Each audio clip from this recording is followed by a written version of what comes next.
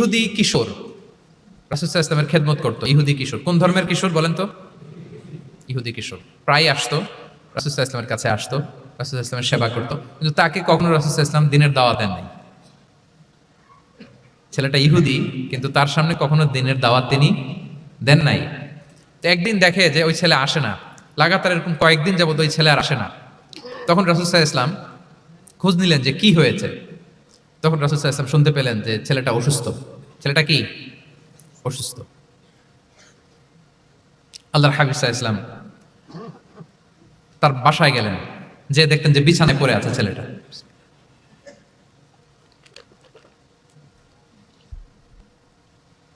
আল্লাহর হাবিব সাল্লাল্লাহু আলাইহি ওয়াসাল্লাম গেলেন, যে দেখলেন যে ইহুদি ছেলেটা বিছানায় পড়ে কাতরাচ্ছে, পাশে ছেলেটার বাবা।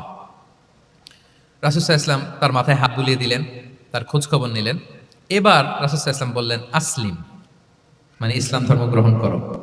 ফানাযারা ইলা ওয়াজহি আবি, ইহুদি ছেলেটা তার বাবার চেহারার দিকে তাকালো যে দেখি আব্বা কি বলে।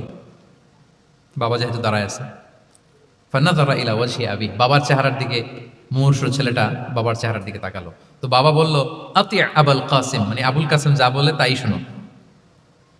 রাসূল সাল্লাল্লাহু আলাইহি ওয়াসাল্লামের বড় ছেলের নাম ছিল কাসিম, ফলে ওনাকে আবুল কাসিম বলে মদিনাতে ডাকা হতো। আমাদেরও তো বড় ছেলে বা বড় মেয়ের নাম ধরে ডাকে না? ধরেন যে আপনার বড় ছেলের নাম আব্দুল্লাহ, তো আপনারা বলে আব্দুল্লাহর বাবা। রাসূল সাল্লাল্লাহু আলাইহি ওয়াসাল্লামকে মদিনায় বলা হতো কাসিমের বাবা। তো ছেলেটা যখন বাবার চেহারার দিকে তাকালো, বাবা বলল, আতি আবুল কাসিম, তুমি আবুল কাসিমের অনুসরণ করো, যা বলে তাই শোনো।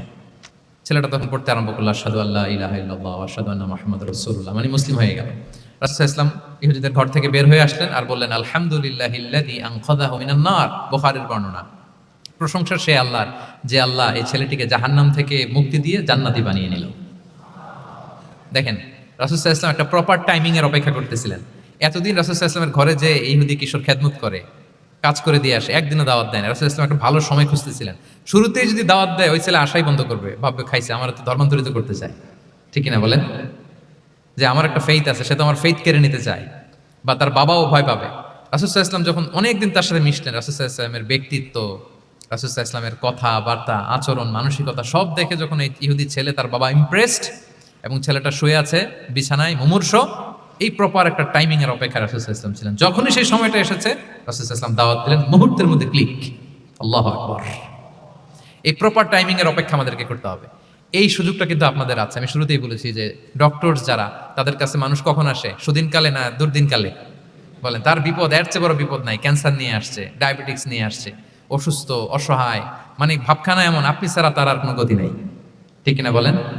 এই প্রপার টাইমে যখন আপনি মনে করবেন যে now it's high time to give দাওয়া, জাস্ট ডু ইট। যখন মনে করবেন যে না, এখন একটা সুন্দর সময়, এখন বললে এটা কাজে দিবে, ওই সময়টাকে আপনি কাজে লাগান।